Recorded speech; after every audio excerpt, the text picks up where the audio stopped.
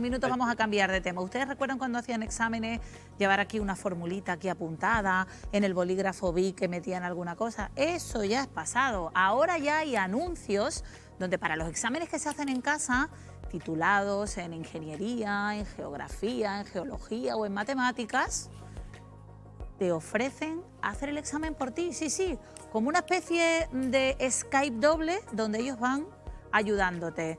Luego les vamos a contar la trampa, pero antes vamos a saber, Juan Pedro, qué dice la universidad, sobre todo la Universidad Extremeña, sobre esto. Sí, con el arranque, con la vuelta del curso después de Navidades, el día 8 de enero la Universidad Extremeña tenía que pronunciarse en relación a esos exámenes presenciales o virtuales, debido a que la pandemia, la incidencia estaba subiendo hasta alcanzar esos 1.467 por cada 100.000 habitantes y los estudiantes pues reclamaban esa no presencialidad de los mismos. Vamos a ver qué decía en ese comunicado la Universidad Extremeña. Decía que los exámenes seguirán siendo presenciales o virtuales en función de la autorización que decida cada comisión de calidad del título del que se hable. Pero hay otros asuntos. Vamos a ver los siguientes puntos que detallaba la Universidad Extremeña. También hablaba de garantizar a aquellos estudiantes que pudieran demostrar que habían estado confinados durante algún tiempo, pues su derecho a ser examinados, su derecho a presentarse a ese examen, aunque fuera del plazo, valga la redundancia, del calendario de exámenes.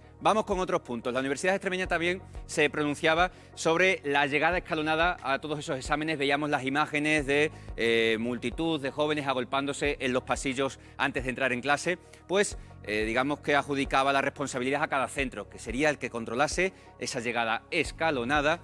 Como hemos visto en esas imágenes, no se corresponde con llegadas escalonadas, y que contemplaría además la ampliación del número de aulas, la entrada y salida ordenada para una correcta climatización, ventilación y también la desinfección de todos los espacios. Por último punto que dice la institución extremeña: la ocupación de los espacios durante la realización de los exámenes inferior al límite establecido. Decía la Universidad Extremeña que sobre el 50% o incluso menos. Pues vamos a ver qué opina, si te parece, Juan Pedro, los estudiantes. Vamos a hablar con Hernán Álvarez, que es el portavoz de la coordinadora de estudiantes. Hernán, ¿qué tal? Buenas tardes. Hola, muy buenas tardes. Bueno, llevamos unas semanas con huelga en medio, entre la presencialidad o no, pero existe el miedo de que si los exámenes no fueran presenciales, más allá de la seguridad por el COVID, que ahora hablaremos, por supuesto, hay mucha probabilidad de que el alumno o la alumna pueda acceder a copiar parte del contenido del mismo. Yo creo que más que de miedo a eso, o sea, que hablar de fraude en los exámenes, creo que habría que darle la vuelta un poco y ver realmente hasta qué punto valen ese tipo de exámenes. O sea, yo entiendo que cuando se inventó el sistema educativo actual y cómo funcionaba, el conocimiento per se era un valor importante. Si tú sabes 20 cosas y el otro sabe 10, pues tú sabes más. Pero ahora que a un clic todo el mundo puede saber 1.000.000, el saber cosas por saber de memorieta creo que está obsoleto. Por tanto, creo que los exámenes se pueden hacer de forma que tener a tu lado, sean online o no, pero que tener a tu lado apuntes o tener a tu lado acceso a internet, si no has aprendido realmente el conocimiento y no lo has trabajado, no vas a probar. Y creo que los exámenes que tuvimos online cuando estábamos confinados en mayo, se vio, hubo profesores que se reinventaron, se readaptaron, hicieron exámenes que daba igual lo que tuvieses delante, que si sabías trabajar en la asignatura ibas a probar, ibas a hacer un buen examen, y si no lo sabías, por mucho que tuvieses delante, no ibas a probar. Entonces creo que hay que, más que de fraude en los exámenes y de estar ahí siempre vigilando la presunción de inocencia de que vas a copiar o no, que el profesor se reinvente y que el examen tenga un sentido. Eso sí es verdad, es una buena idea y también un debate para la reflexión. Pero, Hernán, ¿tú has conocido a personas que hayan pagado porque se presenten por ellos a los exámenes? Directamente no, pero se oye. O sea, sí conozco gente relacionada con eso, sí. A mí me parece muy interesante lo que dices, Hernán. Estoy totalmente de acuerdo contigo. Por muchos apuntes que tengas, por mucho móvil, por mucho en internet, tú tienes un tiempo determinado y si no sabes el tema y no sabes de lo que estáis hablando, no vas a hacer nada construido ni que tenga sentido. Ahora bien, la posibilidad de fraude está ahí. ¿Cómo se puede controlar eso? ¿Tú entiendes que haya profesores que no quieran o defiendan la presencialidad? Porque al final es verdad que tú con un ordenador solo no vas a probar. Pero si eres un poquito hábil y tienes a alguien que te lo está haciendo por Skype, ¿sí? Sí, lo entiendo, y yo personalmente puedo preferir la presencialidad, no en los exámenes en sí, sino en general en la educación, porque es muchísimo mejor y porque online no se aprende igual. pero lo de que pueda haber fraude también lo puede haber en presencial. Siempre, cuando yo hice la selectividad, siempre había alguien que oías que llevaba un pinganillo en el oído y que alguien se lo chivaba, o sea que copiar... Sí, tú puedes llevar una chuleta en el bolsillo, tú puedes tener el móvil guardado en el cajón del pupitre, o sea que copiar siempre... Que puede ser más fácil o no, o sea, yo tuve compañeros que los profesores les hacían ponerse la cámara de la webcam, el móvil en otro ángulo, grabándole la espalda y luego el monitor. Si quiera copiar, va a copiar. Por eso también se puede esquivar. Entonces creo que más que centrarse en evitar el que copie y estar ahí de inquisidor, es mejor hacer un examen que realmente lo apruebe el que sepa. Pero claro, eso depende de la voluntad del profesor. Me gusta muchísimo tu camiseta. Aprobar no es aprender. ¿La habéis hecho vosotros? Sí, es nuestro lema de la coordinadora. Pues, si nos mandáis una, me la pongo para el programa, que me encanta, ¿eh? Pero de lo que has dicho, lo voy a trasladar porque tenemos 2 docentes. Al final ha apelado al ingenio de los docentes para poder hacer exámenes donde no tenga cabida el fraude, sino la inteligencia y la habilidad que haya adquirido el alumno. Pues totalmente de acuerdo. Además, a mí me ha encantado la intervención porque traía apuntadas 2 o 3 cosas que ya ha dicho él. Primero, yo me meto mucho con mis compañeros preguntándole hasta cuándo vamos a hacer exámenes en Internet. O sea, si Internet es ya una realidad, un acceso que tú dices, Alexa, ¿cuándo murió Charlie Chaplin? Y Alexa te lo dice. ¿Qué sentido tiene que al alumno le exijas una memorización de una serie de datos y de historias que al final se le olvidan al cabo de un corto tiempo, ¿no? Entonces, eso por una parte. Luego el tema de la identidad y de la copia, ¿no? Yo he traído el pinganillo.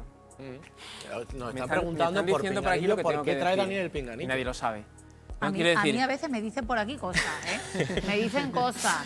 Vete por aquí, vete para el otro lado. ¿Y por qué has dicho eso? Te he dicho que nos vayamos, que nos queda un minuto. Que nos dicen muchas cosas. Claro, entonces tenemos ahora mismo ese problema en selectividad. En selectividad llevan tiempo diciendo que hay que recogerse los pelos, que se tiene que...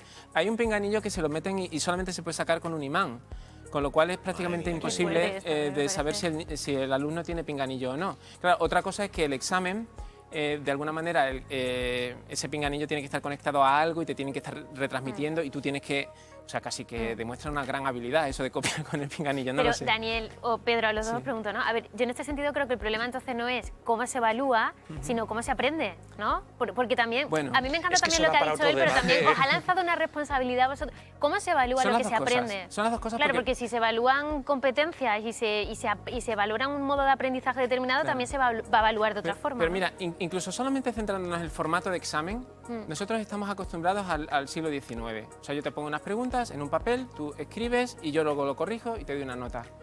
Eso es una opción y es muy válida, es la mayoritaria hoy en día, pero existen los exámenes orales. Yo a mis alumnos no les evalúo mis alumnos tienen que grabarse en vídeo o tocar la flauta y le pongo una nota según cómo tocan. Y le pongo una nota. Idiomas. Mirad, yo he tenido aquí a mis sobrinas estudiando en España, segundo y tercero de ESO, las 2 nativas, y han sacado un 8 o un 9 en inglés. Y tú decías, pero madre mía, ¿pero cómo es posible? O sea, ¿a dónde llegamos? No, o sea, ponemos el sistema por encima de cualquier otra cosa. Y ponemos unos objetivos, unos criterios de evaluación, unos que serán más complejos. Pero vamos a ver, pero en matemáticas, ahora lo comento cuando termine, pero en matemáticas yo diría que es más sencillo, por lo que comentaba antes, no me acuerdo del nombre. Enar. Que aprobar no es aprender, pero es que evaluar tampoco es examinar siempre, podemos hacerlo de otra forma. Y en matemáticas no debemos recurrir nunca a la memorización. Es decir, yo no llego allí y aquí me han enseñado que este número lo tengo que coger, lo sumo con este otro y hago esto, ¿no? Tenemos que razonar un poco más cómo hacemos las cosas. Entonces, quizás en matemáticas sea una de las asignaturas donde puede ser más sencillo reinventarse para hacer otros exámenes de otro tipo.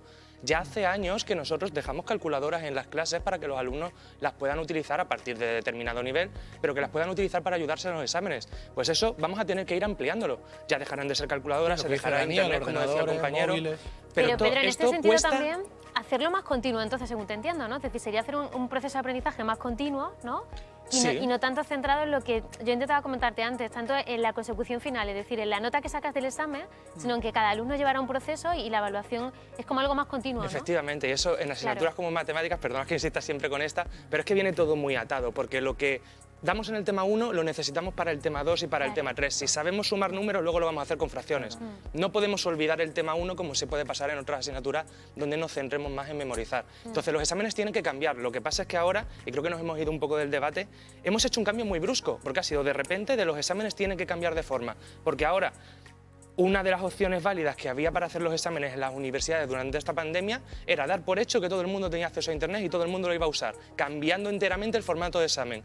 Pero eso hacerlo de la noche a la mañana es bastante complicado, Bueno, lleva un proceso. Eso no es de la noche a la mañana. Teníamos ya desde hace 15 años en los objetivos 2020 en educación, hay objetivos 2020 que ya pasó, pero ahí estaba el tema de evaluar por competencias. O sea, no evaluar por materias de matemáticas, lengua, ciencia, no, sino evaluar por lo que el alumno sabe hacer. Sabe elaborar un pensamiento matemático, sabe redactar, sabe no sé cuánto, sabe y eso se hace, pero finalmente esas competencias están enlazadas con unos objetivos que van con las preguntas del examen. Hemos fallado, entonces llegamos a lo mismo. fallado, porque esos objetivos lo que hemos hecho ha sido el truco del trilero y decir, bueno, esos objetivos al fin, si es que al final es lo mismo de siempre y al final se trata y seguimos poniendo las notas como toda la vida. Entonces hay una asignatura pendiente ahí, porque ¿qué tipo de ciudadanos queremos en el futuro? ¿Ciudadanos que sepan simplemente que sepan de Además, matemáticas, de ¿cómo lengua? afecta eso también a la ¿O queremos motivación? ciudadanos que sean capaces de hacer cosas? Sí. Porque en la vida real se trabaja con más de una asignatura a la vez. Es decir, un médico no solamente tiene que saber ya de medicina, también tiene que saber manejar algún aparato para hacer una cirugía, cada vez más cirugías mediante asistencia robótica, entonces tenemos que tocar más de un palo. Las mayores investigaciones los hacen grupos interdisciplinares, que tienen un matemático, un biólogo, un tal, y que todos juntos son los que sacan adelante algo. Tenemos que empezar a trabajar así también en las... De forma más cooperativa, ¿no? Claro. Pero claro, sí es verdad yo creo que hemos hecho el también truco, como tú has comentado. el tema de la falsificación, fijas, con todo lo que estáis diciendo, yo creo que también enlaza, porque si tú planteas este tipo de alternativas, es decir, ya no un aprendizaje más centrado en el resultado final, que alguien puede suplantar, sino en un proceso que tú vas midiendo poco a poco y centrado en cómo la persona interioriza esos conocimientos y los materializa en su vida real, ¿no? Desde una acción, no tanto desde una teoría que tiene de alguna forma que memorizar, como decía Pedro, ¿no? Todo cambia también, porque ya uno no puede falsificar, ¿no? Porque es un proceso más individualizado y más personalizado, que yo creo que es la línea que... Vamos a dar paso a Hernán antes. Hernán, ¿quieres aportar algo o intervenir? Sí, totalmente de acuerdo con lo que estáis comentando, en concreto Daniel. Es que el sistema de evaluar es eso, evaluación continua. Se dice evaluación continua por trimestres, por ejercicios, por tal. Es que igual tendremos que prescindir incluso del examen final. O sea, si tú has ido haciendo varios exámenes cada mes o cada semana, o muchos ejercicios, ¿de qué te vale el examen final? Es eso, las competencias. Yo puedo afirmar que muchos exámenes que he hecho no me han aportado nada en mi aprendizaje. Eso de aprenderte algo de memoria y vomitarlo, de cualquier asignatura que se me venga a la cabeza, el examen no me ha aportado nada. Me ha podido aportar algo los ejercicios que haya hecho o un trabajo final que haya hecho, pero el examen en sí, nunca sales del examen sabiendo más, a no ser que eso, que sea de tipo reflexivo, de tipo práctico. Que no hablamos de futuro, ¿eh? O sea, esto no es ciencia ficción. Esto es que muchas veces el profesor del que depende la cuestión. Yo en la universidad tuve una asignatura que la evaluación era cuatrimestral, la evaluación final consistió única y exclusivamente en un trabajo, un señor trabajo de 70 folios, lo que sea, y ese trabajo luego teníamos que ir a presentarlo al profesor y a defenderlo de manera presencial, en una entrevista personal.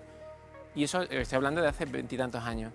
Y ya está, y no hay examen y no hay otra historia, hay elaboración, hay preguntas de pensar, hay qué quiero del alumno. También hay, porque es algo que tú ideas desde una parte personal tuya, no es algo que está ideado y tú te adaptas, sino que se adapta a ti, ¿no? Es tu trabajo, claro. Es tu Has trabajo, dedicado mucho tiempo a trabajar en algo que realmente te ha terminado gustando, porque si no lo hubieras cambiado por otro. Claro. Entonces es otra forma de enfocar todo, que no es futuro, es presente o debería serlo, de hecho debería ser incluso ya pasado, pero que nos ha pillado del todo. Si queréis hablamos del futuro. Mira, PISA, la gente que hace PISA estaba planteando ya hace también unos años, para el tema de evaluación de personas adultas, un tipo de examen que ya no es el examen de toda la vida, que son unas preguntas y tú contestas, sino que es un examen adaptativo, de manera que va como nivel 1 y tú respondes a las preguntas y en función del resultado del nivel 1, pues te deriva a una dificultad, a otra dificultad o a otra dificultad.